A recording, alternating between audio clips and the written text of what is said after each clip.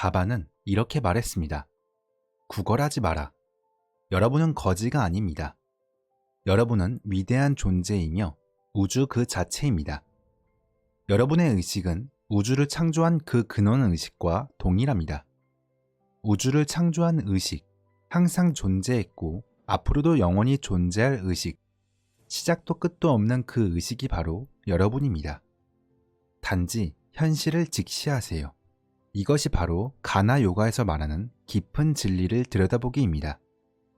부정적인 감정과 생각들이 마음을 어지럽히지 않으면 마음은 본래 의식의 가장 높은 진동, 즉 순수하고 맑은 상태에 도달할 수 있습니다.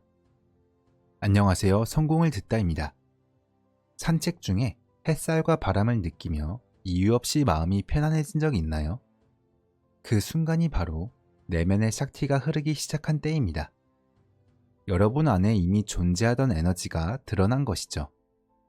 마이클 싱어는 이 샥티의 에너지가 단순한 생명을 넘어 모든 경험과 존재를 이어주는 본질이라고 말합니다. 하지만 우리는 내면의 에너지를 느끼지 못한 채 외부에서 오는 기쁨에만 매달리며 스스로를 지치게 만들곤 합니다. 그렇다면 이미 여러분 안에 있는 이 에너지를 어떻게 느낄 수 있을까요? 이번 영상은 마이클 싱어가 말하는 마음과 샥티의 연결, 그리고 현실과 조화를 이루며 더 큰 신성의 에너지와 하나가 되는 방법에 대해 이야기해 보겠습니다. 이 영상을 통해 내가 진정으로 원하는 것은 무엇일까? 그리고 왜 삶이 복잡하고 힘들게 느껴질까? 이 질문들에 대한 답을 찾아보는 시간이 되길 바랍니다. 전통적인 요가 수업과 철학에서는 요가가 여러 갈래로 나뉜다고 가르칩니다. 이 가르침들은 오랜 전통 속에서 내려온 귀중한 지혜들입니다. 그 중 하나가 바로 가나 요가입니다. 가나 요가는 명상이 아니며 요가 동작도 아닙니다. 또한 만트라나 호흡 운동 같은 방식도 아닙니다. 우리는 흔히 마음이 문제다 라고 말합니다. 생각과 감정, 고민들이 삶을 복잡하게 만든다는 뜻이죠. 가나 요가는 이런 마음을 다루는 방법을 제시합니다. 그 마음을 해방의 도구로 삼는 것이죠.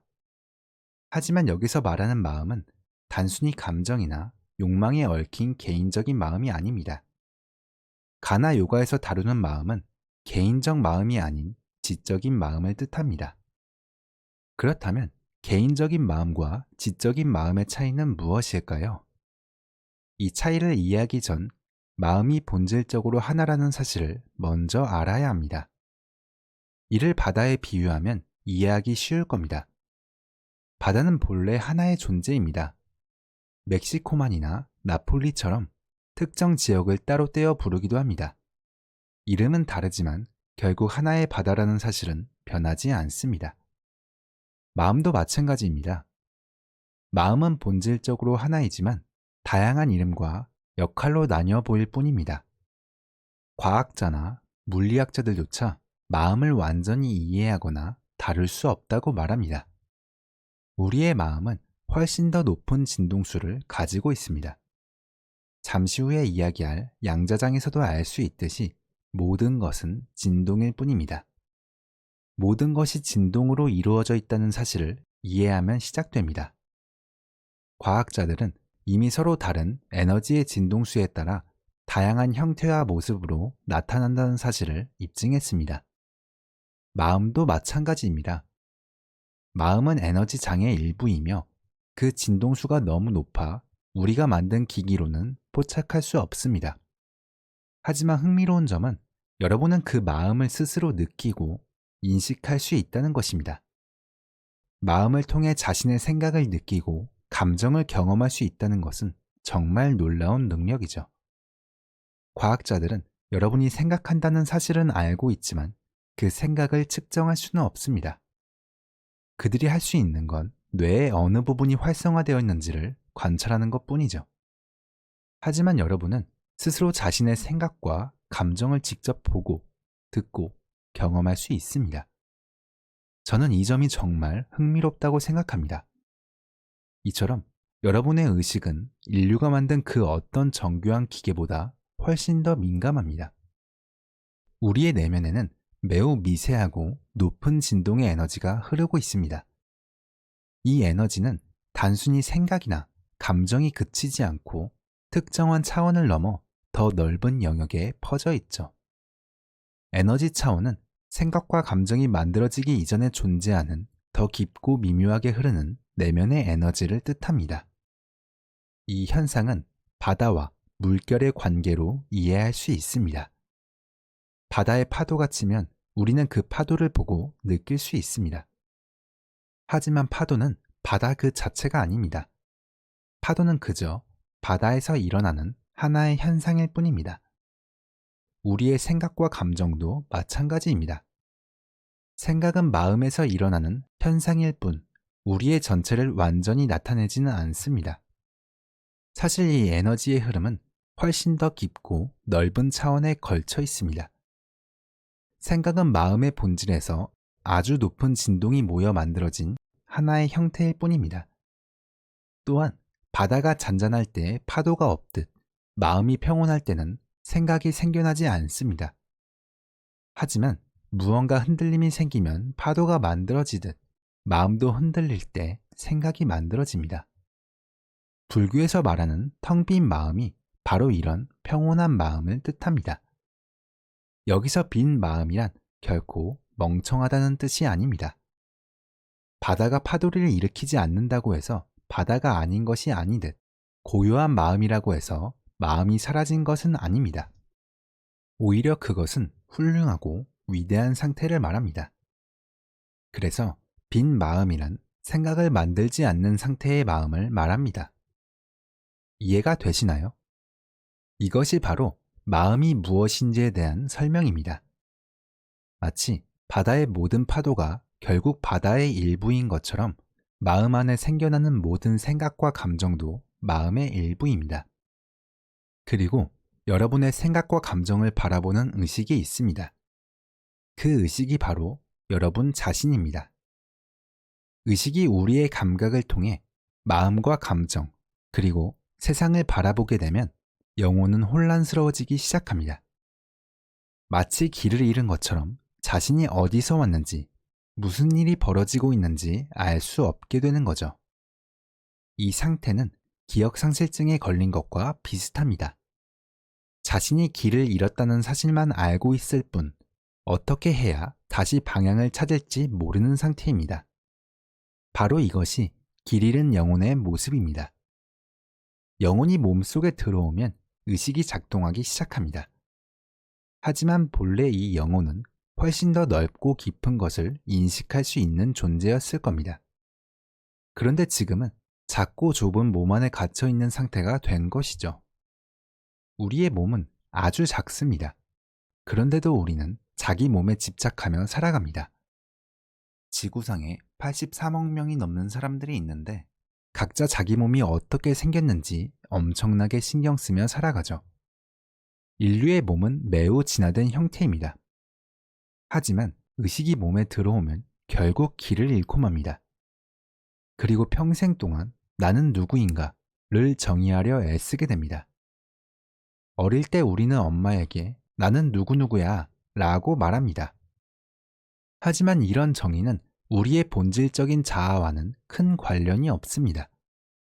본래 여러분은 의식입니다. 여러분은 몸에 들어오기 전에 이미 존재했을지도 모릅니다. 여기서 짚고 넘어가면 이 이야기가 여러분의 전생을 말하는 것이 아닙니다. 영혼, 본질, 의식, 존재에 대한 자각이 몸 안으로 들어오면 시각, 청각, 촉각, 후각 같은 정보들이 한꺼번에 쏟아져 들어옵니다. 그리고 우리는 이 정보들을 바탕으로 나를 규정하려고 합니다. 하지만 이것은 자아 실현이 아닙니다. 오히려 바깥의 무언가에 집착하며 자신을 정의하는 방식일 뿐입니다. 예를 들어, 나는 초등학교 때 학급 회장을 했던 사람이야. 나는 체육대회에서 상을 받았던 사람이야. 나는 발표를 잘 못해서 선생님께 혼났던 사람이야. 이처럼 과거의 경험에 집착하며 자신을 정의하려 하지만 이 모든 것들은 결국 단지 여러분이 겪은 경험일 뿐입니다. 그리고 정작 여러분은 자신이 누구인지 모릅니다. 왜냐하면 이미 길을 잃었기 때문입니다. 우리는 과거의 경험에 집착하며 그것을 자신의 정체성으로 삼습니다. 하지만 과거의 경험들은 이미 지나간 일일 뿐입니다. 여러분은 단순히 과거의 사건이나 기억으로 규정될 수 없는 존재입니다.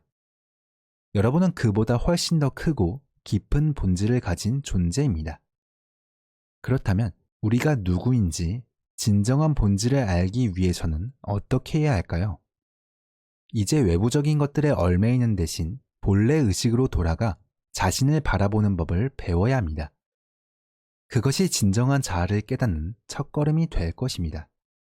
지금부터 우리는 이 문제를 깊이 이야기해 보겠습니다. 경험이란 것은 왔다가 가버리는 것입니다. 결국 시간이 지나면 사라지고 말죠. 여러분은 더 이상 상처받았던 그 순간에 머물러 있지 않습니다. 첫사랑이 끝났던 슬펐던 기억도 이미 지나간 일일 뿐입니다. 그런 경험들은 이미 끝났습니다. 그런데 왜 이미 지나간 경험들로 지금의 여러분을 정의하려고 할까요? 그 경험들은 의식 속에서 자연스럽게 흘러가고 끝났어야 했습니다. 경험은 감각을 통해 들어옵니다. 외부 세계를 지나 여러분의 마음과 감정을 거쳐 최종적으로 의식 안으로 흘러들어가 사라지게 됩니다. 마치 강물이 바다로 흘러가면서 자연스럽게 흡수되어 없어지는 것과 같습니다. 원래라면 모든 것은 이렇게 의식 속으로 흘러가 자연스럽게 끝나야 합니다. 하지만 문제는 여러분이 그 흐름을 막고 있다는 점입니다. 그 흐름을 막고 있기 때문에 경험이 의식 속으로 흘러들어 사라지지 못하고 여전히 마음속에 머물러 있는 것입니다. 요즘 어떤 사람들은 자유의지가 없다고 주장합니다. 그러나 여러분에겐 분명히 자유의지가 있습니다. 여러분이 하는 모든 행동은 결국 의지로 인해 이루어지는 것입니다. 만약 자유의지가 없다면 세상은 카메라처럼 단순히 사건을 받아들이고 사진 한 장만 남기고 끝났을 것입니다. 누가 찍었는지조차 모르는 상태가 되었겠죠. 그저 한 번 찍고 끝나는 것처럼 세상도 단순히 들어왔다가 사라져버렸을 겁니다. 그러나 여러분에겐 분명히 의지가 있습니다. 사건이나 경험이 들어올 때 여러분은 이렇게 반응하곤 합니다. 이건 내가 원하지 않아. 이런 일이 일어났으면 안 돼. 혹은 이 일이 정말 좋아. 절대 사라지지 않았으면 좋겠어. 이것이 바로 의지입니다. 바다는 여기서 파도가 하나 일어나게 해야지 라고 의도적으로 만들지 않습니다. 하지만 우리는 의지력을 사용해 그렇게 하려고 하죠. 어떤 사건이 일어난 건 여러분이 만든 것이 아닐 수 있습니다. 하지만 그 사건이 여러분 마음속에 남아있는 이유는 여러분 자신 때문입니다. 그렇다면 어떻게 사건이 마음속에 남게 되었을까요? 그 이유는 바로 여러분의 자아, 의식, 즉 나가 돋보기처럼 그 어떤 것에 집중했기 때문입니다. 태양빛이 돋보기를 통과하면 강력한 에너지가 모이는 것처럼 의식이 어떤 것에 집중하면 엄청난 힘이 한 곳으로 모이게 됩니다. 이것이 바로 의지의 본질입니다. 아무도 여러분에게 집중하는 법을 가르쳐 주지 않았습니다. 그런데도 우리는 자연스럽게 집중하는 법을 알고 있습니다. 어떤 일이 크거나 아름답거나 불쾌하거나 특별한 감정을 불러일으킬 때 우리는 그 일에 자연스럽게 집중하게 됩니다. 그렇게 집중하면 의식이 그쪽으로 쏠리고 돋보기를 통해 빛이 모이듯 힘이 한 곳에 모이게 됩니다. 이 원리는 어디에서도 잘 가르쳐 주지 않지만 요가 수행자들은 깊은 수행을 통해 이 원리를 깨달았습니다. 의식이 집중되면 여러분은 자신의 생각을 움직일 수 있습니다. 감정을 움직이는 것도 가능합니다. 예를 들어 이 감정을 느끼지 말자 라고 마음먹으면 생각이나 감정을 다른 곳으로 돌릴 수 있습니다. 이 모든 것이 의지를 사용하는 행위입니다. 여러분이 했던 모든 행동은 결국 의지로 이루어진 것입니다. 예를 들어 컵을 들어올릴 때를 생각해 보세요. 여러분은 중력을 어떻게 거슬렀을까요? 엔진을 사용했나요? 아니면 특별한 도구를 썼나요? 컵을 들어 올린 건 바로 여러분의 의지입니다. 그러니 누군가 당신은 의지력이 없다고 말해도 절대 믿지 마세요. 단순히 손을 들어 올리는 것만 봐도 여러분은 중력을 거슬러 움직일 힘을 가지고 있습니다. 다만 이 행동이 너무 자연스러워서 스스로 인식하지 못할 뿐입니다. 과학자들은 이를 분석하며 이 근육은 긴장하고 저 근육은 이완하며 혈당과 에너지가 필요하다 라고 설명합니다. 하지만 중요한 것은 이런 물리적 현상 이전에 무엇이 손을 들어야지 라는 의도를 일으켰는가 하는 점입니다. 그것이 바로 의지입니다. 예를 들어 7살 난 아들에게 야구를 가르치는 상황을 떠올려 보세요. 땅볼을 쳐주면 공이 튀어오를 때마다 아이는 무서워서 고개를 돌립니다. 하지만 언젠가 아이는 의지로 두려움을 억누르고 공을 맞받아칠 수 있게 됩니다. 우리의 삶에서도 모든 사건은 본래 그냥 지나가도록 되어 있습니다. 이것이 바로 지금의 상태입니다. 즉, 경험은 하되 내면에 달라붙지 않는 것, 배울 것은 배우고 지나가도록 놔두는 것입니다. 그런데 왜 어떤 경험은 이미 외부에서 끝난 일인데도 계속 마음에 남아있을까요? 그 이유는 여러분이 의지로 그것을 붙잡아 두고 있기 때문입니다. 좋든 싫든 저항하거나 집착함으로써 붙잡아 두는 거죠. 나는 이 일이 일어나지 않았으면 좋겠어 라며 밀어내거나 이 일이 정말 좋아, 절대 놓치고 싶지 않아 라며 의지를 사용합니다. 만약 제가 그 모든 경험을 온전히 받아들여 보세요 라고 한다면 이 말이 조금 낯설게 들릴 수도 있습니다. 한 번이라도 아무런 간섭 없이 어떤 일을 그대로 받아들인 경험이 있었는지 생각해 보세요. 어떤 판단도 하지 않고 그 순간을 있는 그대로 받아들였던 적이 있으신가요? 아마도 인생에서 그런 순간이 한 번쯤은 있었을 겁니다. 사랑하는 사람의 품 안에 안겨 있었던 순간을 떠올려 보세요. 그 순간 여러분은 완전히 그 감정에 녹아들었을 것입니다. 그때는 여러분 안에 행동하는 주체가 없었습니다. 그 순간에는 모든 것이 자연스럽게 여러분 안으로 들어왔고 시간이 흐르듯 그냥 지나갔습니다. 그저 온전히 그 순간을 느끼고 있었던 것이죠. 혹은 너무나 아름다운 노을을 본 적이 있나요? 그 순간 놀라움과 감동 속에서 정말 압도적이다 라고 느꼈던 적이 있을 겁니다. 또는 마치 신이 계신 것 같아 라는 생각이 들 정도로 깊은 감동을 받았을지도 모릅니다. 그 순간 여러분은 정말로 신의 현존을 느꼈을 겁니다. 그 경험은 의식과 완전히 하나가 되는 순간입니다. 그 경험이 마음을 넘어서 여러분의 영혼 깊숙이 들어오죠. 이런 경험이 가능했던 이유는 여러분이 그 순간을 막지 않았기 때문입니다. 보호하려 들지도 집착하거나 저항하지도 않았습니다. 그저 있는 그대로 받아들였기 때문에 그 모든 것이 여러분 안으로 들어올 수 있었던 겁니다. 그 순간은 여러분이 체험한 가장 충만한 순간이 되었을 것입니다.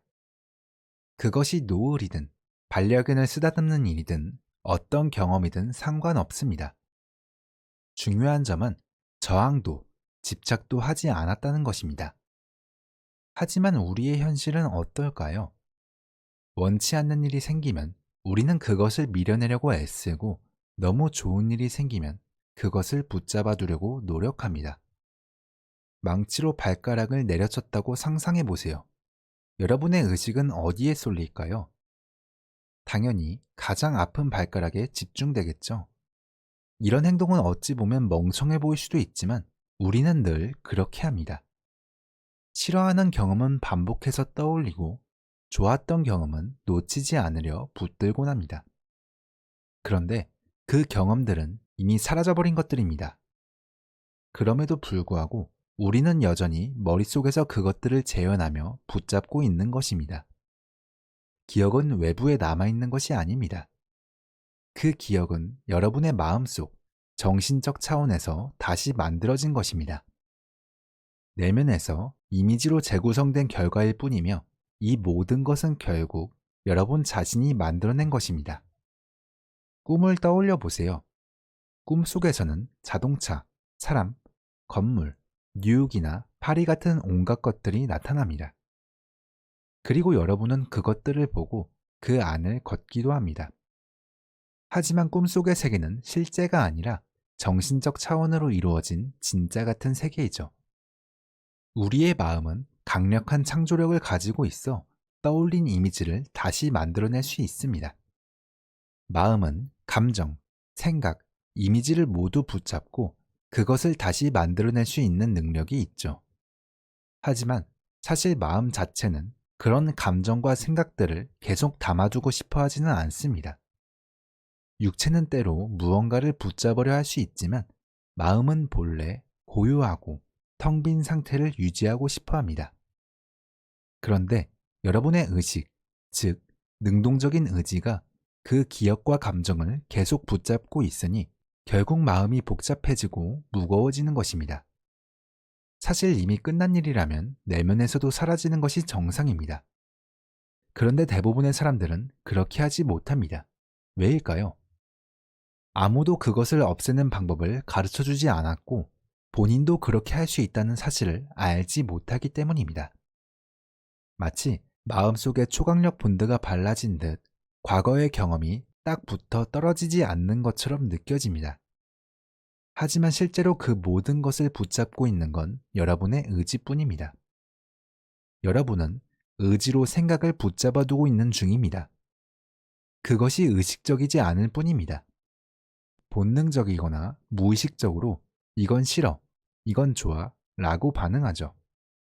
마치 공이 튀어오르는 것을 보고 본능적으로 고개를 돌리는 것처럼요. 결국 이 멋진 마음 안에 온갖 잡동사니가 쌓이게 되었습니다. 하지만 기억하세요. 여러분의 마음은 무한한 창조 가능성을 지니고 있습니다. 예술을 만들고 음악을 창조하는 정말 놀라운 능력을 가지고 있죠. 하지만 우리는 과거의 좋고 싫은 경험들을 붙잡아 마음을 어지럽히고 있습니다. 음악가 베토벤은 이렇게 말했습니다.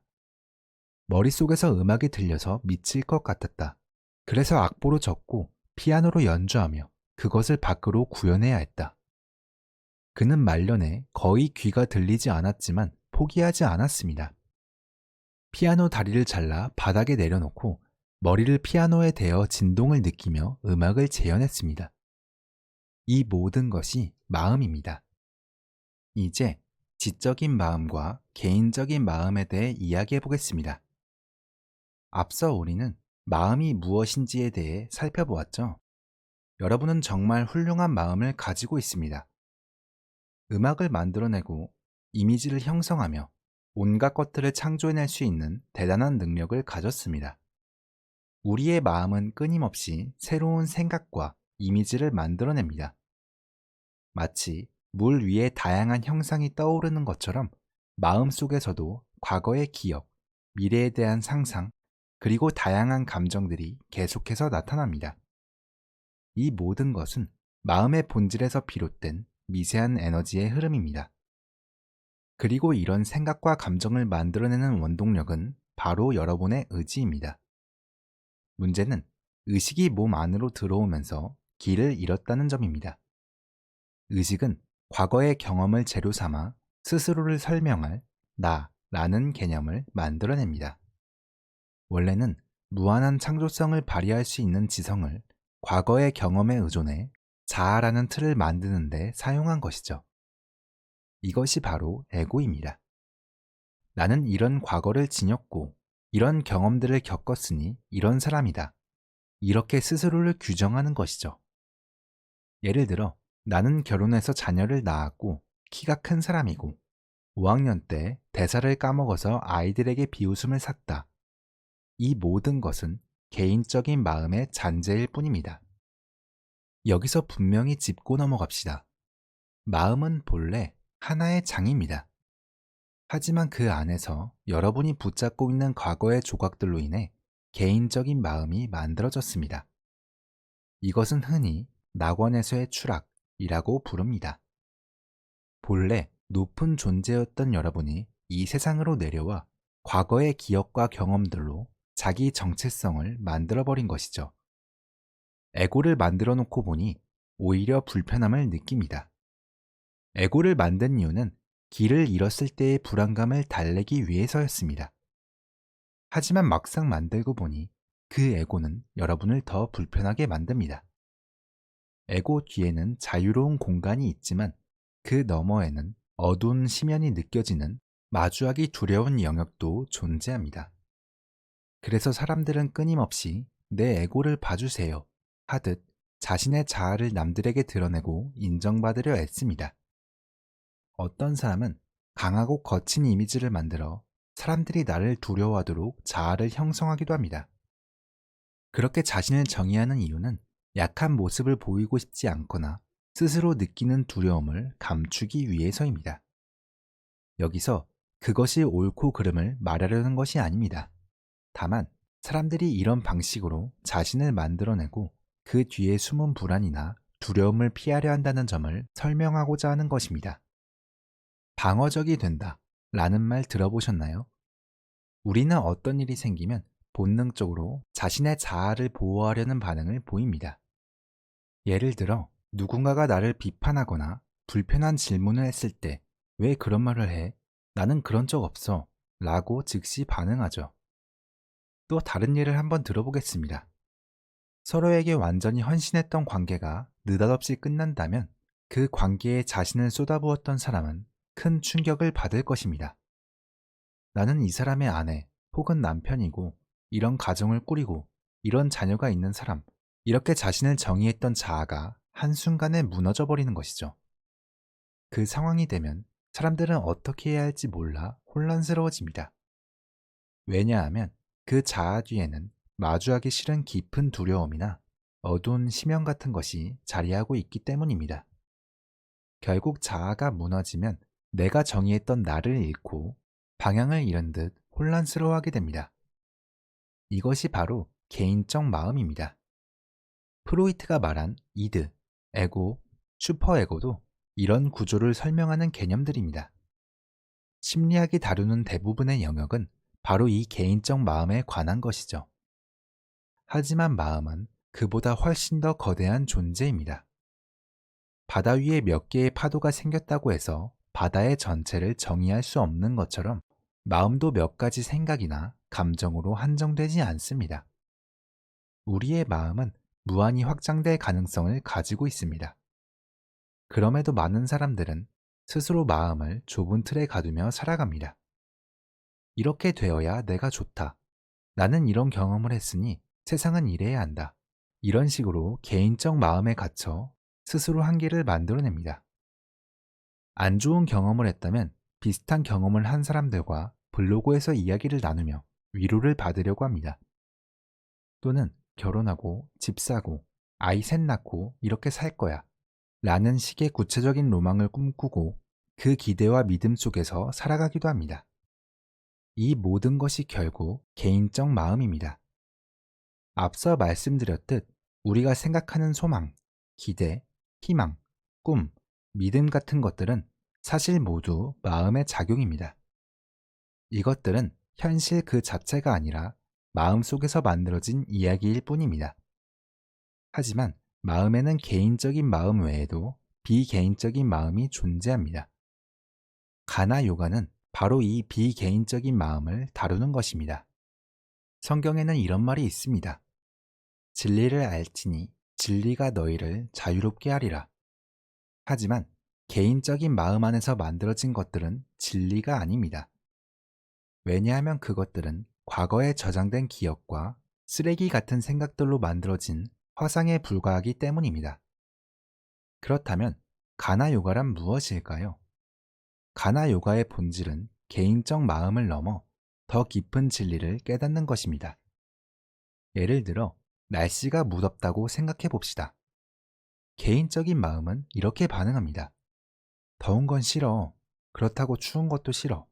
그리고 끝도 없이 불평을 쏟아냅니다. 하지만 지적인 마음으로 왜 이렇게 덥지? 라고 질문해 보세요. 그렇게 하면 단순히 불평을 반복하는 대신 추상적이고 비개인적인 사고로 나아갈 수 있습니다. 결국 지구라는 작은 행성이 9,300만 마일 떨어진 뜨거운 태양을 돌고 있어서 이 정도의 열을 느끼는 거구나 라는 깨달음에 도달하게 됩니다. 이처럼 지적인 마음을 사용하면 개인적인 마음에서 벗어나 더 높은 시각으로 세상을 바라볼 수 있습니다. 왜냐하면 그 시간을 나에 대한 생각이 아니라 우주의 실상에 대한 사고에 사용했기 때문입니다. 태양 안에 지구가 130만 개나 들어간다는 이야기를 들으면 어떤 분들은 이렇게 말할지도 모릅니다. 그게 나랑 무슨 상관인데? 그렇다면 저는 이렇게 되묻고 싶습니다. 그럼 왜 과거에 일어난 일을 그렇게 신경 쓰나요? 이미 지나간 일이고 그건 현실도 아니며 지금 벌어지는 우주적 진실도 아닙니다.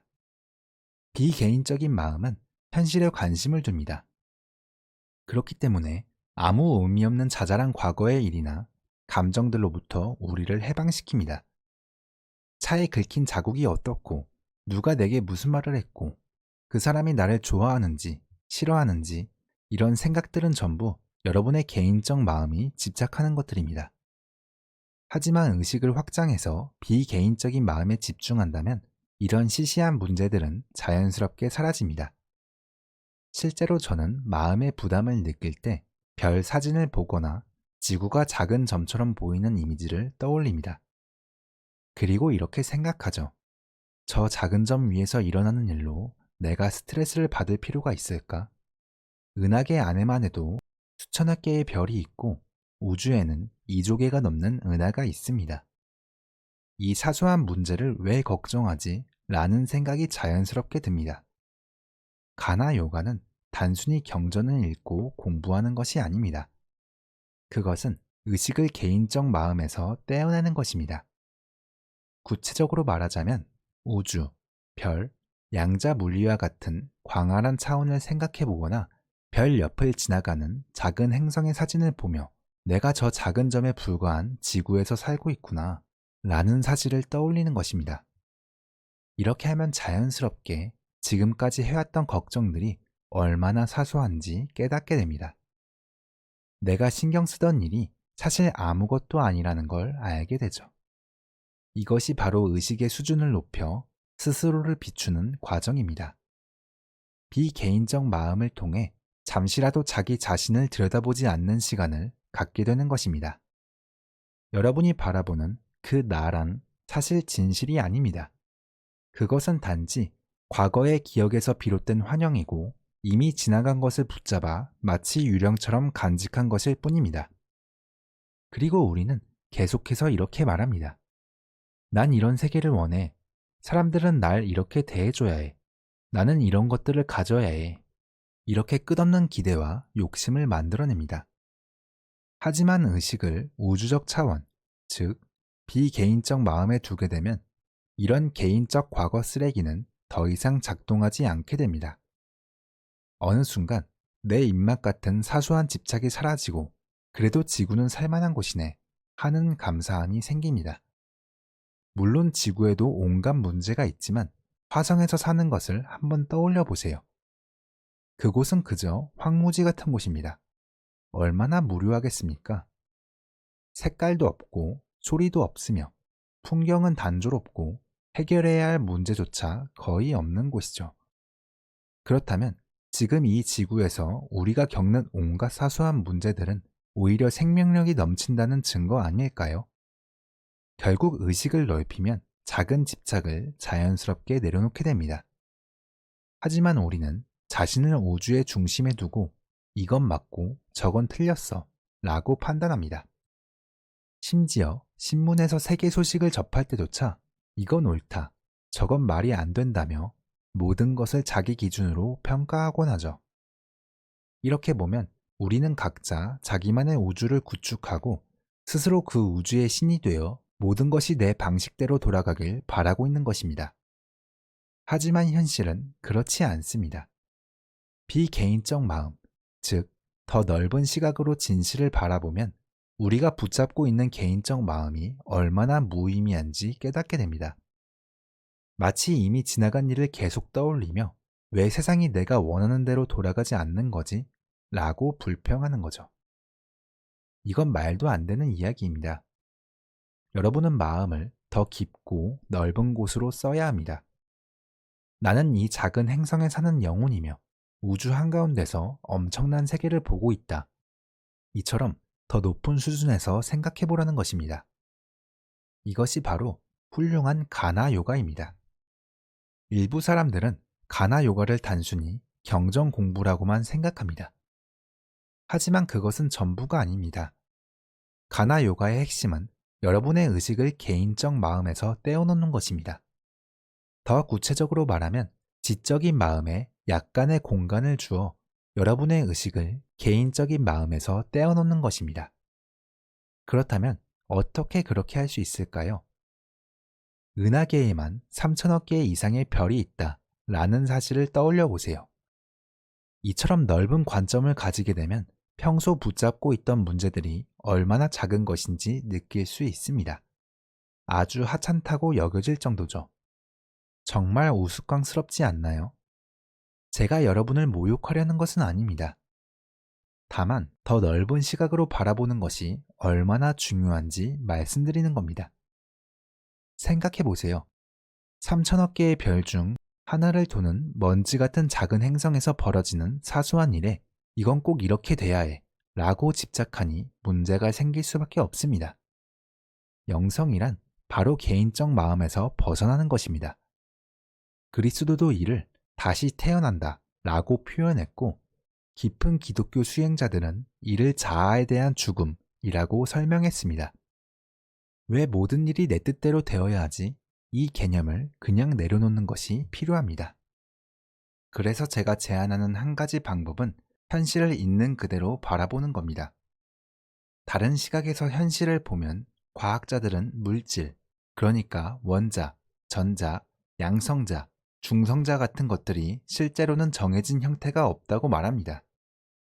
우리가 알고 있는 물질은 사실 존재하는 게 아니라는 거죠. 원자나 전자가 물질을 이루는 기본이라고 배웠지만 사실 그것조차도 아닙니다. 결국 이 모든 것은 파동이 만들어낸 에너지장의 일부입니다. 이 파동의 작용으로 자기장이나 전자기력 같은 힘이 나타나는 것뿐이라는 겁니다. 즉, 우리가 고정된 형태라고 믿어온 물질은 사실 단단한 입자가 아닌 겁니다. 이 현상은 바다의 물결과 비슷합니다. 바다에 다양한 물결이 생기듯이 양자장의 파동 속에서도 입자처럼 보이는 현상이 나타날 뿐입니다. 그래서 진정한 양자 물리학자들은 입자라는 단어를 쓸 때 항상 따옴표를 붙입니다. 왜냐하면 그것은 실제로 존재하는 고정된 덩어리가 아니라 파동이 만들어내는 현상일 뿐이기 때문입니다. 우리가 고민하는 자잘한 일들은 모두 이 미세한 파동의 세계에서 벌어지는 일들입니다. 실제로는 물질적 차원이라고 부를 만한 실체조차 없는 것이죠. 아인슈타인도 비슷한 이야기를 한 적이 있습니다. 그는 물질과 에너지가 분리된 것이 아니라 본질적으로 하나라고 보았습니다. 저는 양자 물리학이 꽤나 새로운 학문일 줄 알았는데 사실 1923년에 처음 언급되었다고 합니다. 그리고 1925년에는 전자, 중성자, 양성자가 파동에서 비롯된다는 발견도 있었습니다. 이제는 전 세계 과학자들이 사실상 이 세상은 물질이 아니라 에너지장과 파동으로 이루어져 있다고 받아들이고 있습니다. 아인슈타인은 이렇게 말하기도 했습니다. 이 모든 것이 거대한 환상일 뿐이다. 다만 굉장히 일관성이 높을 뿐. 만약 우리가 매일 아침 눈을 뜰 때마다 세상이 완전히 달라 보였다면 어땠을까요? 아마도 이 환상을 금세 알아차렸을 겁니다.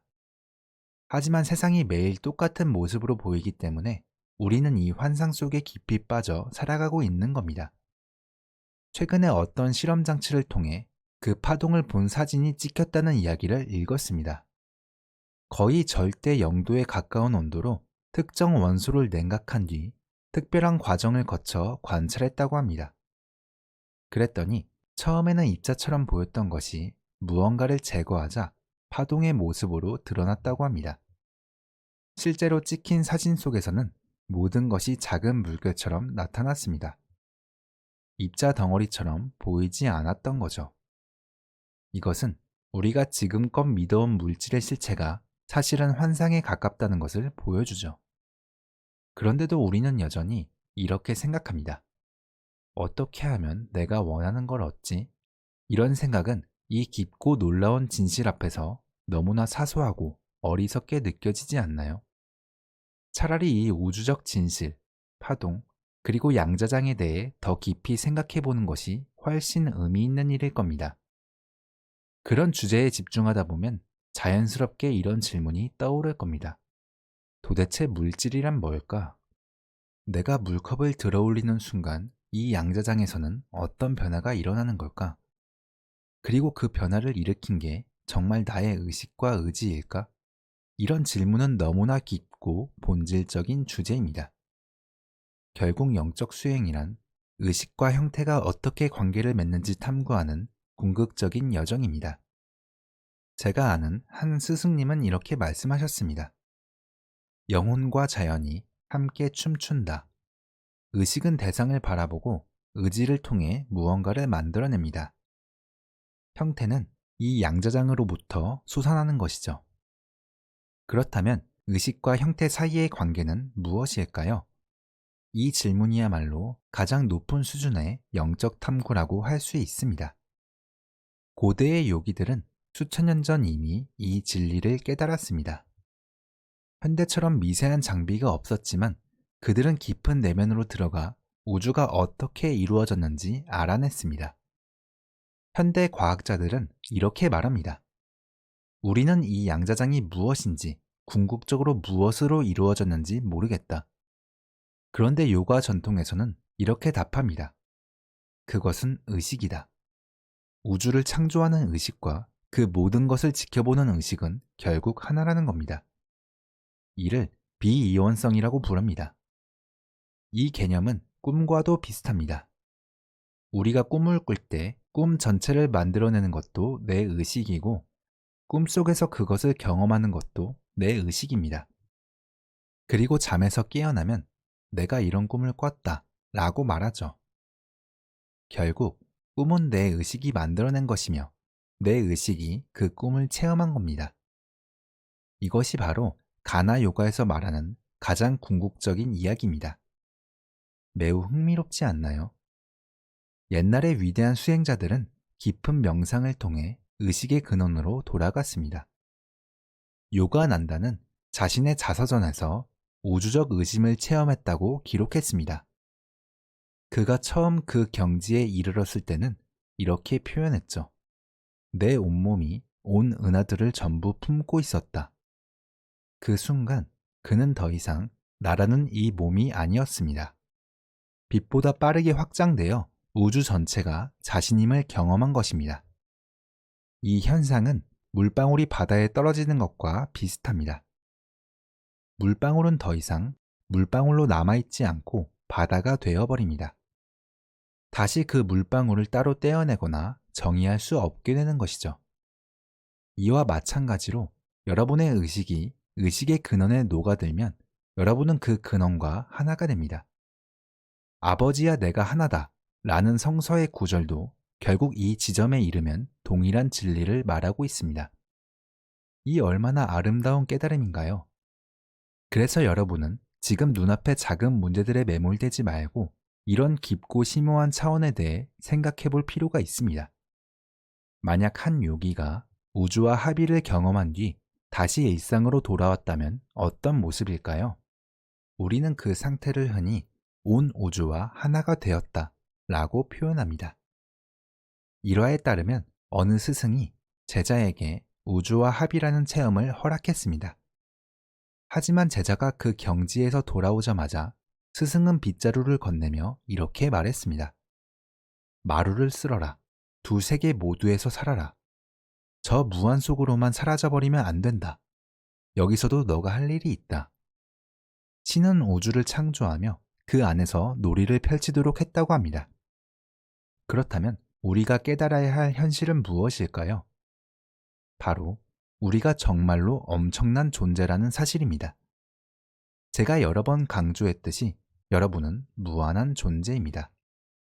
우울하든 실수를 했다고 느끼든 그런 생각들은 결국 여러분이 스스로에게만 너무 집중하기 때문에 생깁니다. 마치 내성 발톱처럼 너무 깊이 파고들면 문제가 생기기 마련입니다. 생각을 계속 반복하다 보면 결국 어디선가 잘못된 점을 찾아내게 됩니다. 왜냐하면 과거에 좋지 않은 기억들이 남아있고 그것이 다시 나타날까 두려워 피하려 하기 때문입니다. 그렇게 되면 우리는 자꾸만 스스로 만든 생각의 늪에 빠지게 되는 것이죠. 하지만 실상은 다릅니다. 여러분은 위대한 존재이며 우주 그 자체입니다. 여러분의 의식은 바로 의식 그 자체에서 비롯된 근원입니다. 우주를 창조한 의식, 항상 존재했고 앞으로도 영원히 존재할 의식, 시작도 끝도 없는 그 의식이 바로 여러분입니다. 그 의식은 여러분이 숭배하거나 우러러볼 대상이 아닙니다. 대신 여러분 자신의 깊이를 이해하고 존중해야 할 대상입니다. 하지만 그 의식의 일부만 바라보며 자신에게만 집중하면 모든 것에 얽매이게 됩니다. 나는 무엇을 원하고 무엇을 원하지 않는가? 왜 이런 일이 나에게 일어났을까?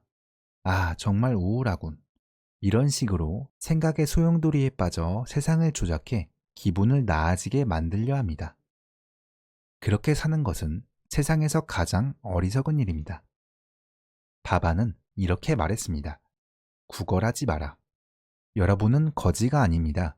여러분은 신입니다. 여러분은 온 우주의 창조자입니다.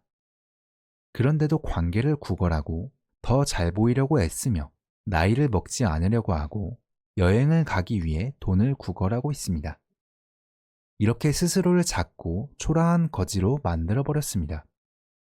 하지만 이런 상태로는 절대로 진정한 행복을 찾을 수 없습니다.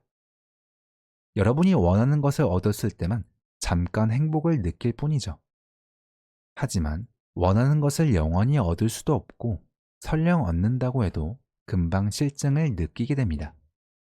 솔직히 말해보세요. 지금까지 인생에서 내가 원하는 걸 얻었다고 생각했던 순간이 있었다 해도 그 기쁨이 얼마나 오래 갔나요? 아마 금방 시들해지고 또 다른 걸 원하기 시작했을 겁니다. 이제는 깨어나야 할 때입니다. 여러분은 위대한 존재입니다. 이것이 바로 가나 요가에서 말하는 깊은 진리를 들여다보기입니다.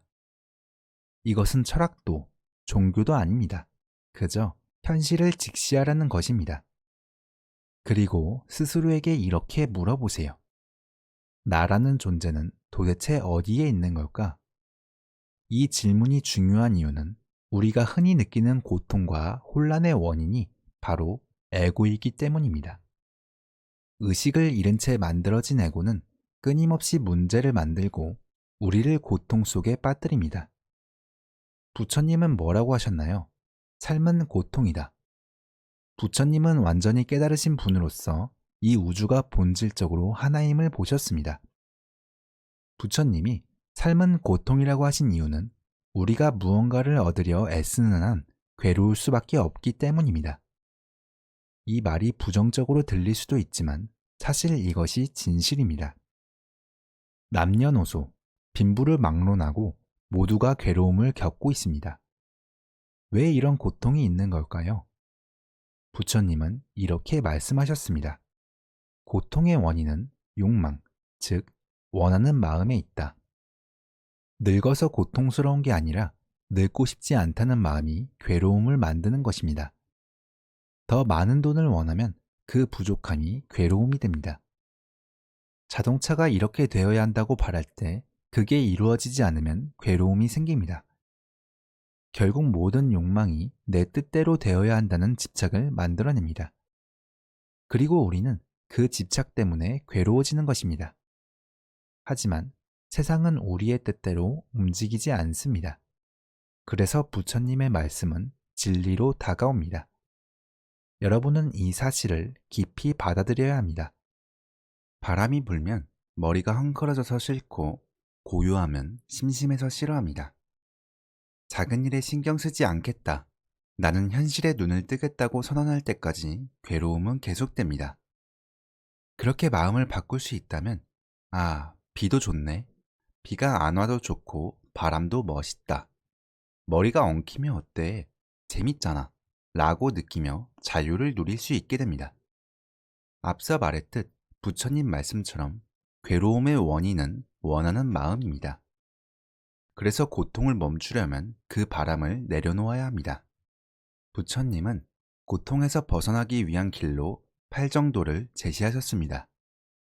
여러분은 과거의 기억과 경험으로 구축된 자아 때문에 고통을 겪고 있습니다.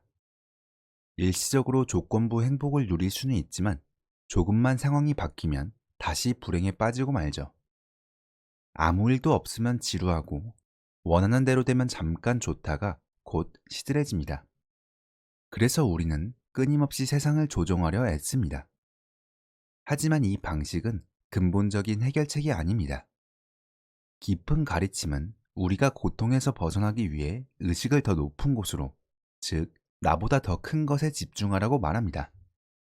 양자장, 우주, 행성, 은하, 그리고 수많은 별들을 떠올려 보라는 것입니다. 저는 가끔 행성 하나가 별 하나를 돌고 있다는 사실만으로도 머리가 멍해질 정도입니다. 그리고 그런 별이 은하 안에만 수천억 개가 있고 은하 자체가 2조 개가 넘는다니 그 크기는 상상조차 할 수 없습니다. 우주의 규모를 떠올리다 보면 내가 겪는 크고 작은 문제들이 사실 별거 아니라는 걸 깨닫게 됩니다. 가나 요가의 본질은 이런 거대한 현실을 우리의 프레임 안에 담는 것입니다. 저는 여러분에게 특별히 무언가를 포기하라는 것이 아닙니다. 특정한 삶의 방식을 따르라는 것도 아니죠. 엄청난 우주적 사실을 여러분의 삶과 관련지어 생각해 보라는 것입니다. 그러면 우리가 매달리는 많은 일들이 얼마나 어리석고 사소하게 느껴질지 모릅니다. 여기서 이런 질문이 생길 수 있습니다. 이렇게 우주적 관점을 가지면 왜 일어나서 일하고 결혼하고 아이를 낳고 직장에 다녀야 하죠? 아무것도 안 해도 되는 거 아닌가요? 이것은 개인적 마음에서 나오는 반응입니다. 난 뭔가를 원해야만 움직일 수 있다 라는 생각에서 비롯된 것이죠. 하지만 개인적 자아를 내려놓고 우주의 장엄함에 자신을 열게 되면 이렇게 변합니다. 이 엄청난 창조물 속에서 내가 무엇을 도울 수 있을까? 이 마음은 욕심이나 이기심에서 나온 것이 아닙니다. 나는 이미 괜찮아. 어떻게 이 순간을 더 나아지게 할까? 라는 순수한 열망입니다. 그렇게 되면 삶은 그 자체로 황홀해집니다. 마치 술에 취한 듯 기쁨 속에 젖어 살아가게 되는 것이죠. 그리고 어떻게 도울까? 지금 이 순간을 어떻게 함께 만들어갈까? 라는 생각으로 세상과 어우러지게 됩니다. 만약 지구상의 모든 사람이 이런 사랑과 아름다움으로 매 순간을 맞이한다면 정말로 극락세계가 될 것입니다. 지금 여러분은 가나 요가의 맛을 조금 보신 겁니다. 나라는 조그만 틀에 집중하며 살아가는 것이 얼마나 어리석은 일인지 깨달아야 합니다. 그래서 이런 질문을 던져야 합니다. 어떤 이유로 내 온 의식을 나 자신에게만 쏟고 있을까? 그 답은 아마도 이렇게 나올 겁니다. 내가 내면에서 편치 않기 때문입니다. 왜 편치 않을까요? 그 이유는 과거의 쓰레기를 마음속에 잔뜩 쌓아두었기 때문입니다. 그 쓰레기가 마음을 어지럽히고 의식을 갉아먹고 있는 것입니다. 그래서 해결의 길은 놓아버리는 것입니다. 라마크리슈나는 완전한 깨달음을 얻으신 분인데 그분은 이렇게 말했습니다. 정화된 마음은 자아와 다르지 않다. 이 말은 마음속에 가짜 형상들이 가득 차 있지 않다면 그 마음이 본래의 상태로 돌아가게 된다는 뜻입니다. 여기서 말하는 가짜 형상이란 우리가 스스로 만들어낸 불안, 욕망, 집착 같은 감정과 생각들입니다. 이것들이 마음을 어지럽히지 않는다면 마음은 본래 의식의 가장 높은 진동, 즉 순수하고 맑은 상태에 도달할 수 있습니다. 이 상태는 순수 의식 바로 아래 단계에서 자연스럽게 드러나며 더 높은 깨달음으로 이어집니다. 그래서 위대한 스승들은 이렇게 말합니다. 마음이 본래 의식으로 되돌아가 하나가 된다. 이것이 바로 비이원성입니다. 나와 세상이 분리되지 않고 본질적으로 하나라는 깨달음이죠. 우리가 본래의 의식과 하나가 될 때 분리된 자아와 세상이라는 착각에서 벗어날 수 있다는 것입니다. 우리는 앞에서 마음의 본질과 그것이 우리 삶에 어떤 영향을 미치는지 이야기했습니다. 이제 그 마음이 에너지와 어떻게 연결되어 있는지 살펴보려 합니다. 요가는 단순히 신체 운동이나 명상으로 끝나는 것이 아닙니다. 요가는 우리의 내면에서 흐르는 에너지와 그 에너지가 우리의 삶과 현실을 어떻게 형성하는지 이해하는 과정입니다. 마음과 에너지의 관계를 쉽게 설명해 보겠습니다. 믹서기가 갑자기 작동하지 않는다고 가정해 봅시다. 수리점에 가면 기술자들은 믹서기의 블렌더, 모터, 전선 같은 부품들을 점검할 겁니다. 그런데 정작 기술자가 전기에 대해 잘 모른다면 어떻게 될까요? 믹서기를 작동시키는 전기가 무엇인지, 어떻게 작동하는지 모른 채 겉모습이나 부품만 고치려 할 겁니다. 그러면 진짜 문제는 해결되지 않겠죠. 그리고 수리점에서도 이렇게 말할 수도 있습니다. 겉으로는 문제가 없어 보이는데요. 플러그를 꽂아보면 될 수도 있고 아닐 수도 있겠네요. 하지만 문제는 물리적인 부품이 아니라 그것을 움직이는 전기, 즉 에너지에 있습니다. 믹서기가 작동할 수 있는 이유는 전기라는 보이지 않는 에너지가 있기 때문입니다. 모터나 전선 같은 부품은 사실 이 에너지를 받아서 움직이도록 설계된 도구일 뿐이죠. 이걸 전선으로 비유하면 더 이해하기 쉽습니다. 전선 그 자체는 전기가 아닙니다. 전선은 단지 전기가 흘러가도록 돕는 통로일 뿐입니다. 전기가 전선을 따라 이동하면 텔레비전, 청소기, 믹서기 같은 기계에 도달해 각 기계가 고유한 일을 할 수 있게 되는 겁니다. 결국 보이지 않는 전기가 없으면 어떤 기계도 작동할 수 없습니다. 이 원리는 우리 내면에서도 똑같이 적용됩니다. 그리고 이것이 바로 요가의 핵심입니다. 요가는 단순히 자세를 잡거나 명상을 하는 것이 아닙니다. 그보다 더 깊이 우리 안에서 에너지가 흐르고 있다는 사실을 깨닫는 것입니다. 중국에서는 이를 기라고 부르고 요가에서는 샥티, 유대 기독교 전통에서는 영이라고 부릅니다. 다시 말해 눈에 보이거나 만질 수 있는 물리적 형태가 아닌 무언가가 우리 안에서 흐르고 있다는 뜻입니다. 과학자들은 종종 물리적 형태가 없으면 존재하지 않는다라고 말합니다. 하지만 우리는 그런 한계에 얽매일 필요가 없습니다. 몇 년 전만 해도 엑스레이는 세상에 없었습니다. 정확히 말하면 엑스레이 자체는 존재했지만 그것을 감지할 기기가 없었던 것이죠. 적외선과 자외선도 마찬가지입니다. 우리가 그것을 알지 못했던 이유는 이를 감지할 물리적 도구가 없었기 때문입니다. 그래서 물리적 세계의 경계가 마치 고정된 것처럼 보였습니다. 하지만 과학이 발전하면서 그 경계는 끊임없이 확장되고 있습니다. 과학의 발전 덕분에 우리는 이 경계를 계속 밀어내고 더 많은 것을 탐구하게 되었습니다. 흥미로운 점은 과학 도구들이 우리의 감각을 훨씬 뛰어넘는 능력을 가지고 있다는 것입니다. 이 도구들은 물리적 세계의 경계를 확장하며 우리가 알던 세상을 더 넓게 보여줍니다. 만약 감각으로 느낄 수 있는 것이 세상의 전부라면 그 세상은 매우 작고 제한적일 것입니다. 실제로 물리적 세계는 감각으로 겨우 포착할 수 있는 작은 일부에 불과할지도 모릅니다. 하지만 인간은 여기서 멈추지 않았습니다. 감각의 한계를 넘기 위해 도구를 발명했고 그 덕분에 더 깊고 더 넓은 세상을 볼 수 있게 되었습니다. 이제 우리는 적외선, 자외선, 그리고 눈에 보이지 않는 입자들까지 들여다보게 되었죠. 우리의 두뇌와 기술 덕분에 감각만으로는 볼 수 없었던 세상을 볼 수 있게 된 것입니다. 언젠가 과학이 에너지의 흐름, 생각, 그리고 감정까지 포착할 수 있을까요? 그 가능성을 누가 부정할 수 있겠습니까?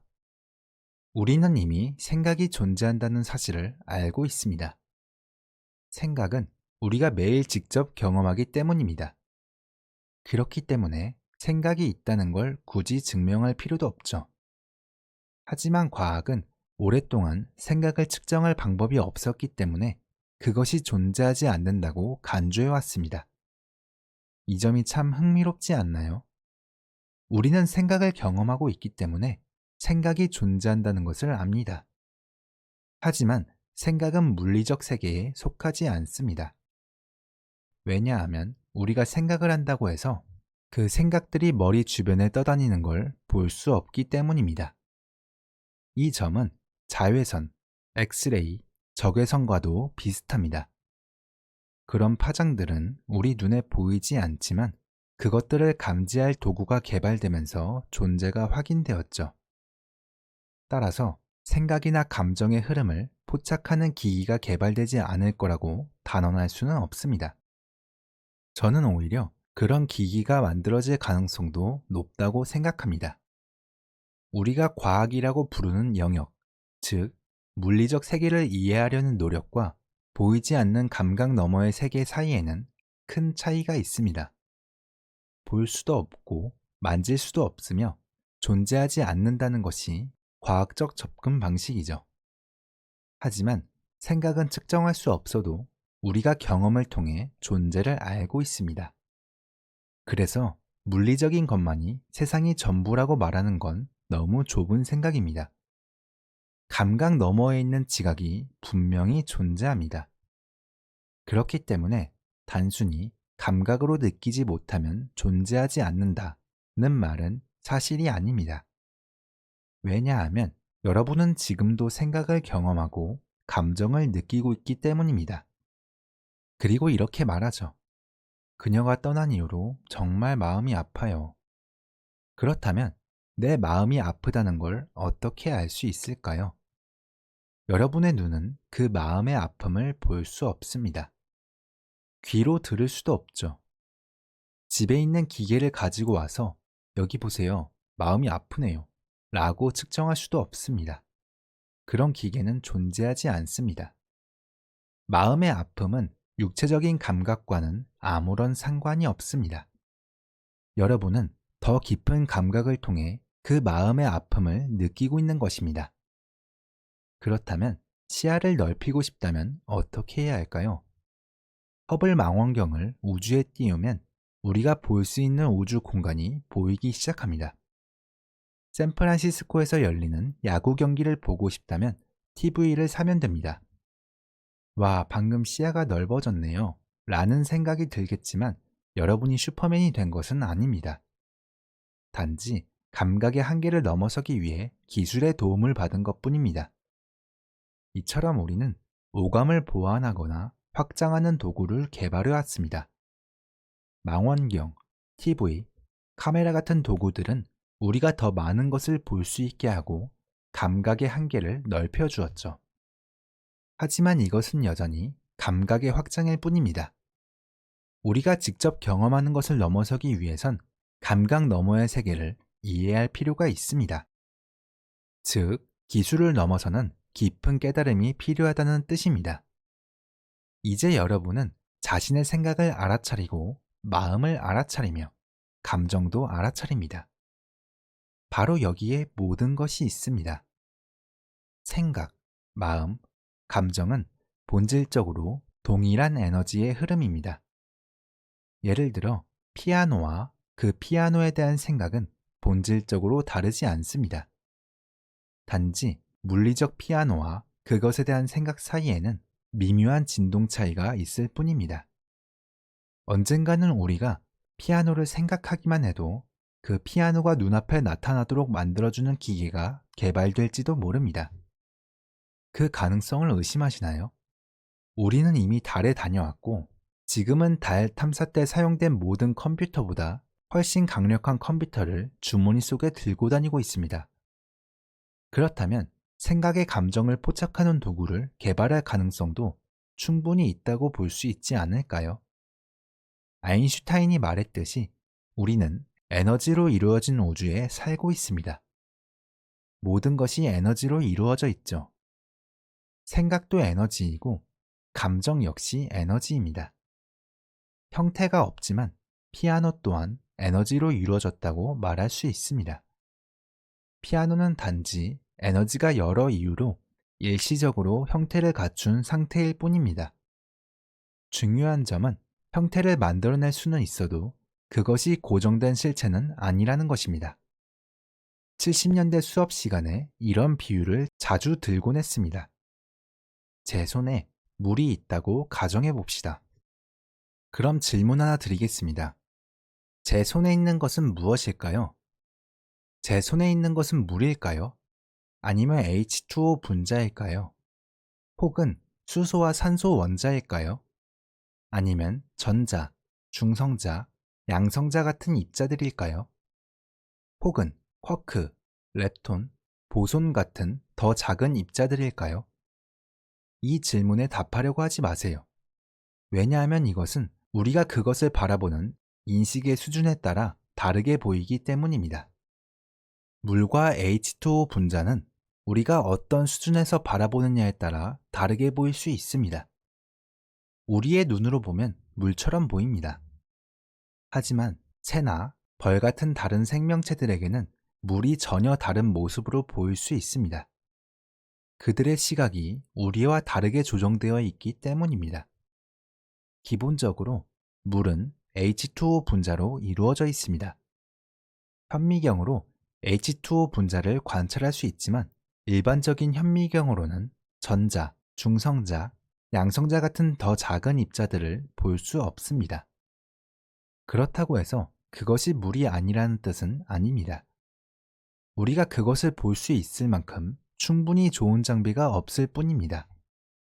그리고 지금 눈으로 보고 있는 것을 알아차리는 그 순간, 그것이 바로 존재감입니다. 여러분은 의식이 있고 지금 이 순간을 인식하고 있습니다. 그래서 귀를 통해 들어오는 소리, 눈에 보이는 모습, 촉각과 미각 같은 모든 것을 알아차릴 수 있는 것입니다. 의식은 하나입니다. 오감, 마음, 심장 같은 여러 요소가 있지만 이 모든 것들은 진동을 통해 우리가 감지할 수 있도록 돕습니다. 전자, 중성자, 양성자, 쿼크, 렙톤, 보손 같은 입자들도 마찬가지입니다. 이 모든 것은 하나의 근본적인 에너지장에서 비롯됩니다. 마치 제 손에 전자와 양성자가 있는 것처럼 세상 모든 것이 하나의 에너지에서 만들어진 것입니다. 이상하지 않나요? 어떤 수준에서 보든 쿼크, 렙톤 같은 기본 입자들이 속한 에너지의 장은 결국 하나뿐입니다. 그것이 바로 퀀텀입니다. 전자, 중성자, 양성자가 모이면 양자가 되고 양자가 모이면 원자가 됩니다. 원자가 모이면 분자가 되고 분자가 모여 우리가 감각으로 인지하는 세계가 만들어집니다. 하지만 우리의 감각은 매우 제한적이어서 이 모든 것을 온전히 인식하기엔 너무 부족합니다. 그럼에도 본질적으로는 이 모든 것이 같은 에너지로 이루어져 있습니다. 아인슈타인이 에너지가 곧 물질이고 물질은 곧 에너지다 라고 말한 이유도 바로 여기에 있습니다. 물질과 에너지는 차이가 있는 듯 보이지만 그것은 단지 일시적인 상태의 차이일 뿐입니다. 어떤 수준에서 보느냐에 따라 다르게 보이는 것이죠. 결론적으로는 모든 것은 에너지입니다. 이것이 지금 우리가 알아가고 있는 과정입니다. 육체적, 감정적, 정신적 모든 것은 하나의 에너지장에서 비롯됩니다. 수천 년 전 우파니샤드의 요기들은 세상의 모든 것이 하나의 에너지장으로 이루어졌다고 가르쳤습니다. 그들은 이 에너지장을 브라흐마라고 불렀고 보이지 않는 상태의 브라흐마를 비현념 브라흐마라고 했습니다. 놀라운 점은 요기들이 브라흐마가 동시에 드러난 상태와 드러나지 않는 상태로 존재한다는 사실을 깨달았다는 겁니다. 하지만 이 개념을 완전히 이해한 사람은 없었습니다. 왜일까요? 브라흐마가 드러난다고 해서 보이지 않는 브라흐마가 사라지는 것이 아니기 때문입니다. 이것이 복잡하게 들릴 수 있지만 사실은 아주 단순합니다. 에너지와 물질은 같은 것입니다. 에너지가 물질로 바뀌어도 그 에너지 자체는 사라지지 않습니다. 눈에 보이는 물질 뒤에는 여전히 보이지 않는 에너지가 존재합니다. 결국 드러난 것과 드러나지 않은 것은 본질적으로 하나입니다. 모든 것의 근본에는 멈추지 않는 근본적인 에너지장이 있습니다. 여기서 우주의 본질이 드러납니다. 우주란 가능한 모든 수준에서 나타나는 에너지장과 그것을 경험하는 의식으로 이루어져 있습니다. 그리고 놀랍게도 여러분은 이 모든 레벨을 경험할 수 있는 존재입니다. 눈으로도 귀로도 그 모든 것을 직접 볼 수는 없지만 여러분 자신이 그것을 경험할 수 있습니다. 이것이 바로 여러분이 가진 위대함입니다. 여러분이 그 위대한 에너지를 경험할 수 있다는 사실을 깨닫는 순간 자연스럽게 이런 질문이 떠오를 겁니다. 그렇다면 이 에너지를 어떻게 활용하며 내 삶 속에서 자유롭게 흐르도록 만들 수 있을까? 답은 의외로 단순합니다. 우리는 그저 보고, 관찰하며 내면을 명확히 바라보는 의식을 가질 때 그 아래에 엄청난 에너지의 바다가 있다는 것을 알게 됩니다. 이 에너지가 자유롭게 흐를 때 삶은 아름답고 풍요로워집니다. 정말 간단하죠? 이 에너지는 모든 것의 근원이자 우리가 느끼는 감정의 중심에 있습니다. 에너지가 잘 흐를 때는 행복, 기쁨, 사랑, 평화와 같은 긍정적인 감정이 자연스럽게 떠오릅니다. 반대로 에너지가 흐르지 않을 때는 우울하거나 지쳤다는 느낌으로 드러나게 됩니다. 하지만 이 에너지는 언제나 여러분 안에 있습니다. 그 에너지 위에는 여러분 자신이 있고 그 사이에는 마음과 차크라가 자리하고 있습니다. 차크라는 우리 내면에서 에너지가 흐르는 통로입니다. 하지만 우리의 마음이 이 에너지 흐름을 막아 에너지를 제대로 느끼거나 경험하지 못하게 하죠.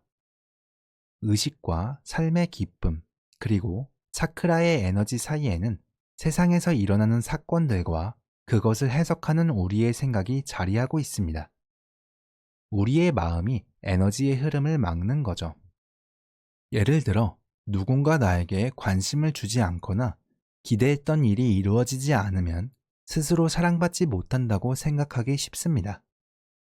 또 다른 사람이 승진하거나 더 나은 평가를 받거나 많은 관심을 받는다고 느낄 때에도 비슷한 감정을 느낄 수 있습니다. 하지만 이런 상황은 단지 우리의 시각에서 그렇게 보일 뿐입니다. 그 아래에는 언제나 기쁨과 에너지가 흐르고 있습니다. 차크라는 이 에너지를 느끼고 경험할 수 있도록 돕는 중요한 통로입니다. 그러나 마음이 이 흐름을 차단하면 우리는 그 깊은 에너지를 인식하지 못하게 됩니다. 이런 현상은 마치 구름이 태양을 가려 태양을 보지 못하게 만드는 것과 같습니다.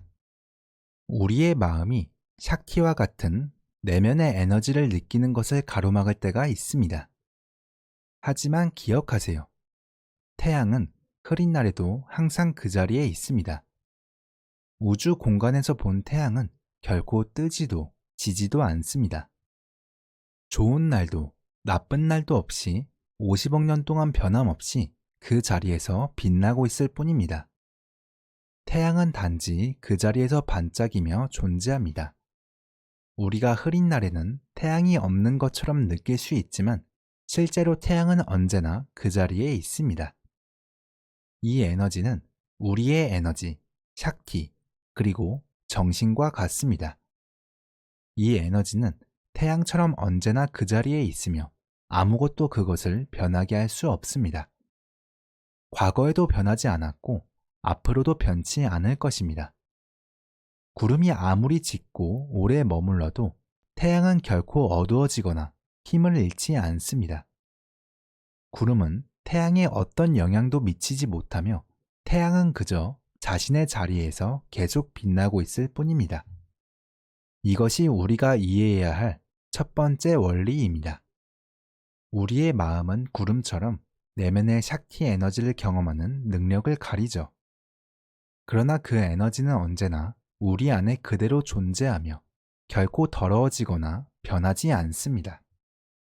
그런데 왜 우리는 이 에너지가 외부의 세계처럼 느껴질까요? 그 이유는 구름이 항상 하늘을 덮고 있지 않는 것과 같습니다. 구름 사이에는 틈이 있고 맑은 날도 있기 때문입니다. 마음도 마찬가지입니다. 마음이 항상 두껍게 가려 있는 것이 아니라 때로는 옅어지기도 합니다. 그때는 마치 구름이 거쳐 태양이 빛을 비추듯 샥티가 자유롭게 흐를 수 있게 됩니다. 때로는 마음이 완전히 흩어져 잠시 사라지는 순간이 있습니다. 자연 속에서 산책하다가 바람과 햇살이 깊이 느껴지며 고요해지는 순간을 경험한 적이 있나요? 그것은 외부에서 특별한 일이 일어난 것이 아니라 마음의 구름이 걷히며 내면의 에너지가 흐르기 시작한 것입니다. 마치 구름 위로 올라가 깨달음을 얻는 듯한 순간이죠. 좋은 음악의 전율을 느끼거나 사랑하는 사람과 함께 순수한 기쁨을 느낄 때도 같은 경험입니다. 이 에너지의 경험을 마음껏 즐기세요. 그리고 이 에너지가 자유롭게 흐를 수 있도록 마음의 구름을 거치고 얕아지게 할 방법을 찾는 것이 중요합니다. 여러분이 매 순간 의식의 자리를 지키며 내면에 머물면 모든 것이 샥티 에너지라는 사실을 더욱 분명하게 깨닫게 됩니다. 마치 항아리, 접시, 컵이 모두 점토로 만들어졌듯 형태만 다를 뿐 본질은 같다는 이치와 같습니다. 내면에서 일어나는 모든 것은 바로 샥티이며 이는 곧 샥티의 춤이기도 합니다. 그러나 이 사실을 보려면 의식적이어야 합니다. 아무리 주변에서 무슨 일이 벌어져도 의식하지 못하면 볼 수 없습니다. 하지만 의식하고 있다면 자연스럽게 보게 되죠. 왜냐하면 의식의 본질이 보는 것이기 때문입니다. 그렇다면 어떻게 의식을 갖출 수 있을까요? 가장 기본적이면서도 강력한 방법은 호흡을 지켜보는 것입니다. 아주 깊게 숨을 들이쉬고 내쉬면서 내가 숨을 쉬고 있구나 하고 알아차려 보세요. 몸은 이미 호흡하는 법을 알고 있으므로 억지로 숨을 쉴 필요 없이 그저 관찰하면 됩니다. 아침과 저녁에 각각 15분씩 앉아 숨이 들어오고 나가는 것을 조용히 지켜보는 것입니다. 이 간단한 행동이 중요한 이유는 숨을 지켜보는 동안 마음의 불평과 나는 무엇을 원할까? 라는 끝없는 생각의 소용돌이를 잠시 멈추기 때문입니다. 명상의 핵심은 마음과 싸우거나 억지로 조용히 만들려는 게 아닙니다. 그저, 내 마음이 이런저런 이야기를 계속하고 있구나 라고 알아차리고 그 말들에 굳이 동참하지 않는 겁니다. 마음이 여러 이야기를 늘어나도 그 소리에 휘말리지 않고 대신 숨에 집중하거나 다른 대상에 의식을 두는 거죠. 마음을 억지로 막으려 하지 않고 단순히 주의를 돌리는 겁니다. 호흡에 집중하는 것만으로도 이 연습을 시작할 수 있습니다. 개인적인 마음의 소란에 휘말리지 않는 것만으로도 내면의 평화가 깃들고 세상이 더 아름다워 보이기 시작합니다. 이 상태가 되면 주변 사람들에게도 좋은 사람으로 여겨집니다. 이미 내 안이 편안하니 비가 내려도 그저 아름답게 느껴지죠. 파티가 취소돼도 그래, 그럴 수 있지 라며 무심히 다른 즐길 거리를 찾게 됩니다. 내면의 평화가 깃들어 있으면 밖의 상황이나 남들의 평가에 얽매이지 않게 됩니다. 호흡을 꾸준히 지켜보면 여러분은 자연스럽게 내면에 자리 잡게 됩니다. 특별한 기법이나 축복이 없어도 됩니다. 그저 숨이 지금 들어왔구나, 나가고 있구나, 를 알아차리는 것만으로도 여러분은 의식적인 존재가 됩니다. 그러나 문제는 우리가 대부분 그 사실을 의식하지 않는다는 점입니다.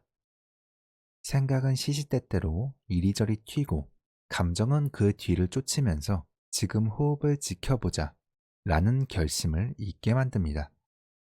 이런 식의 산만함이 하루 종일 반복되면서 의식은 마치 폴짝폴짝 뛰어다니는 콩처럼 이리저리 옮겨다니게 됩니다. 왜 그럴까요? 의식이 분산되는 가장 큰 원인은 자극을 주는 것에 곧바로 반응하기 때문입니다. 바깥에서 쿵 하는 소리가 들리거나 바닥에 큰 벌레가 지나가면 온 신경이 그쪽으로 쏠리게 됩니다. 여러분의 의식은 순간순간 쏠리는 대상을 쫓느라 중심을 지키는 것을 놓치게 되죠. 의식이 흩어져 있으면 에너지가 사방으로 퍼져 제대로 나아가기 어렵습니다. 에너지를 한 곳으로 모아야만 그 힘이 위로 솟구칠 수 있습니다. 그래서 호흡을 꾸준히 관찰하며 내 의식을 빼앗는 무언가가 있구나를 자각하는 과정 자체가 훌륭한 훈련이 됩니다. 그 순간 여러분은 더 이상 무의식적으로 끌려다니지 않고 지금 내 의식을 끌어간 게 저거였구나 라고 깨달을 수 있게 됩니다. 여러분의 내면에서 의식을 가장 크게 흔드는 건 두려움과 욕망입니다. 두려워서 움츠리거나 무언가를 간절히 원해서 바깥으로 나가려고 하거나 이 두 가지가 에너지를 복잡하게 요동치게 합니다. 많은 사람들은 외부 세상이 나를 힘들게 한다고 말하지만 사실 문제의 원인은 외부 자극 그 자체가 아닙니다. 진짜 원인은 그 자극을 받아들였을 때 내면의 에너지가 어떻게 반응하고 움직이느냐에 달려 있습니다. 바깥에서 무슨 일이 일어나도 내면이 흔들리지 않으면 괴롭지 않습니다. 반면에 바깥이 고요해도 내면이 요동치면 스스로 힘들어집니다. 그렇다면 어떻게 에너지를 잘 다룰 수 있을까요? 내면의 싸움은 두려움과 욕망이 한쪽에서 줄을 당기고 여러분의 의식적 의지가 반대쪽에서 줄을 잡아당기는 줄다리기와 같습니다. 이때 가장 간단하면서도 효과적인 방법은 줄을 놓아버리는 것입니다. 아예 줄다리기 게임을 하지 않는 거죠. 그렇게 하면 진흙탕에 빠지거나 끌려갈 일이 없습니다. 마찬가지로 내면에서 두려움, 욕망, 감정이 아무리 나를 당겨도 내가 줄을 놓아버리면 그 에너지는 항복하듯 다시 제자리를 찾게 됩니다. 결국 싸워서 이기는 것이 아니라 전혀 싸우지 않는 것이 답이 됩니다. 집요하게 잡아당기는 에너지를 억지로 끌어오거나 없애려 애쓸 필요가 없습니다. 그저 붙잡고 있던 줄을 놓아버리면 됩니다. 처음에는 의식적인 노력이 필요하지만 점점 익숙해지면 놀라운 변화가 일어납니다. 내 에너지가 밖으로 흩어지지 않고 내부로 모이며 강력한 힘을 발휘하기 시작합니다. 우리는 생각보다 훨씬 더 많은 의식 에너지를 가지고 있습니다. 일부를 호흡 관찰에 사용하면서도 일상적인 직장 생활, 육아, 공부 등을 충분히 해낼 수 있을 정도입니다. 의식을 잘 모으고 중심에 두면 어떤 일을 하더라도 더욱 안정된 상태로 삶을 살아갈 수 있습니다. 어느 순간 의식을 놓고 줄을 놓는 선택을 반복하다 보면 더 이상 모든 일을 내가 꼭 해야 한다는 집착에서 벗어나게 됩니다. 그럼에도 일상은 계속 흘러가고 삶에 필요한 일들은 자연스럽게 이루어지죠. 이것은 마치 내가 숨을 쉬어야만 한다고 믿었지만 사실은 몸이 완벽히 호흡하며 생명을 이어가는 경이로운 이치와 같습니다. 여러분이 놓아버릴 때 모든 것이 더 자연스러워지고 완벽히 흘러가기 시작합니다. 그래도 두려움이 나를 지켜주고 욕망이 나를 앞으로 나아가게 하지 않나요? 라고 물을 수도 있습니다. 물론 그렇게 믿을 수도 있습니다. 하지만 에너지를 놓아버리면 마치 바람에 몸을 맡긴 낙엽처럼 인생은 스스로 조화를 이루며 흘러갑니다. 욕망과 두려움이 불러오는 끝없는 걱정과 고통 속에서도 순간순간 해방될 수 있습니다. 궁극적으로 수행은 단 한 가지 선택에 달려 있습니다. 두려움과 욕망이 일어날 때 그 줄을 계속 붙들 것인가, 아니면 놓아버릴 것인가. 이 결정을 매 순간 의식적으로 반복하면 에너지는 흩어지지 않고 안으로 모이며 위로 솟구치는 힘으로 변화합니다. 그 결과 내면에는 황홀감, 사랑, 빛이 넘쳐나게 됩니다. 그리고 단순하지만 위대한 질문이 남습니다. 다시 두려움과 욕망으로 나갈까? 아니면 계속 이 황홀함에 머물까? 대부분은 계속 황홀감에 머무르고 싶다는 결론에 이르게 되고, 그때부터 인생은 자연스럽게 흘러가기 시작합니다. 이 과정이 바로 초월이며 깊은 진리의 핵심입니다. 마치 나무에서 떨어진 잎사귀가 중력과 바람에 몸을 맡겨 우아하게 흘러가듯, 우리 내면의 샥티도 놓아버림을 통해 가장 자연스럽고 완전한 모습으로 흐르게 됩니다.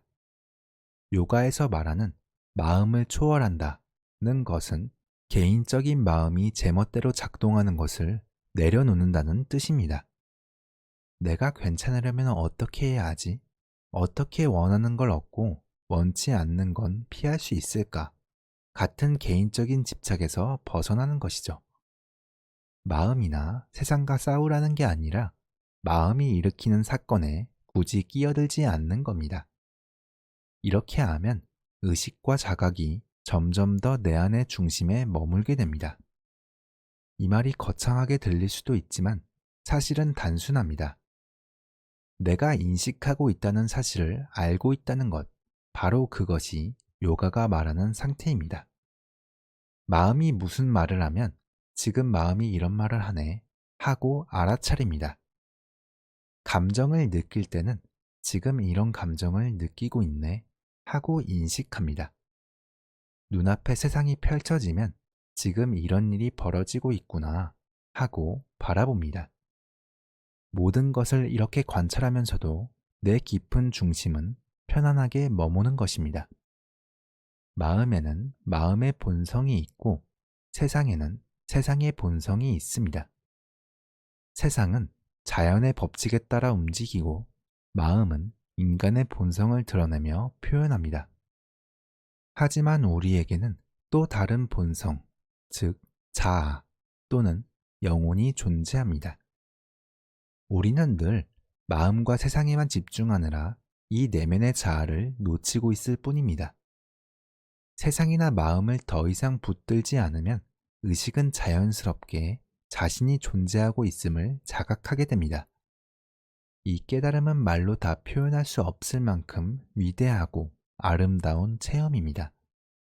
평생 경험했던 그 어떤 멋진 순간보다 더 놀랍고 강렬한 무언가가 내 안에서 일어나고 있다는 사실을 깨닫게 되죠. 사실 지금까지 느껴온 사랑과 기쁨도 마음을 잠시 내려놓고 내 안의 위대함을 경험했을 때 흘러나온 것들이었습니다. 사랑도 기쁨도 모두 내 안에서 일어나는 것이었지만 평소에는 마음의 소란에 가려 잘 보이지 않을 뿐입니다. 그러나 내 안의 자아 중심을 깨닫게 되면 깊은 곳에서부터 엄청난 에너지가 솟구쳐 오르는 것을 느끼게 됩니다. 이 에너지는 눈이나 귀, 바깥 세상이 아닌 내면 깊은 곳에서 시작됩니다. 그리고 그 에너지가 진정한 나를 이끌기 시작합니다. 우리는 이 흐르는 에너지를 샥티라고 부릅니다. 시간이 지날수록 이 단어는 신성하며 아름답게 느껴질 것입니다. 이 에너지는 단순히 들어봤거나 책에서 배워서 아는 것이 아닙니다. 심장박동처럼 실제적이고 마음의 소음이나 세상의 자극보다 더 분명하게 느껴집니다. 명상을 계속하다 보면 샥티의 에너지가 점점 더 강하게 나를 끌어당깁니다. 그리고 황홀감과 기쁨이 커져가죠. 삶 전체가 압도적인 기쁨과 황홀함으로 물들기 시작합니다. 그럼 자연스럽게 이 에너지는 어디서 오는 걸까? 라는 질문이 떠오르고 샥티의 근원을 찾기 시작합니다. 이것이 요가의 마지막 단계입니다. 이 단계에서는 마음이 만들어내는 산만함을 내려놓고 내 안의 샥티가 자연스럽게 나를 이끌도록 합니다. 감각의 얼매인 혼란을 놓아버리면 마침내 항복이라는 깊은 상태에 도달합니다. 항복하는 순간 에너지가 나를 내면의 가장 깊은 곳으로 데려갑니다. 이것은 그리스도나 부처 같은 위대한 스승들이 예로부터 가르쳐온 깨달음의 길과 같습니다. 작은 강이 거대한 바다로 흘러가듯 우리의 의식도 신성의 바다로 이끌립니다. 그럼에도 나는 여전히 이 세상에서 살아갑니다. 하지만 내 존재는 더 크고 거대한 무언가와 하나가 되어 세상의 축복이 됩니다. 내가 마주치는 모든 것, 내가 하는 모든 말, 내가 듣는 모든 것에 사랑과 샥티, 그리고 신성이 퍼져나갑니다. 이것이 바로 요가가 가진 위대한 힘입니다.